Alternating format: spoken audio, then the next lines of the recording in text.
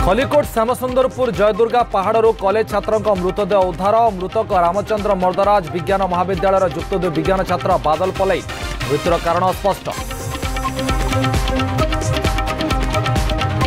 Bike dicky भांगी 1,10,000 टंका लुटि नेले दुर्बृत्त। बलांगीर तुरेकेला ब्लॉक पंडरेन गाँव में टंका लुट। कंटाबांजी थाना अभियोग पर पुलिस तदंत जारी।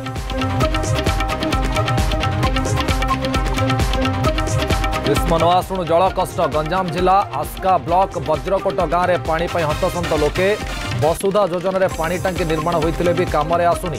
समस्यार समाधान पर दाबी। स्वास्थ्य विभाग विचित्र व्यवस्था। अवसर 11 वर्ष पर भी दिव्यांग वृद्धा को मिलूनी पेंशन। अदालत को द्वारस्थ पर स्वास्थ्य विभाग को उच्च न्यायालय तागिद। तुरंत पेंशन देवाई निर्देश। उल्लंघन कले व्यक्तिगत भाव हाजर होगा निर्देश।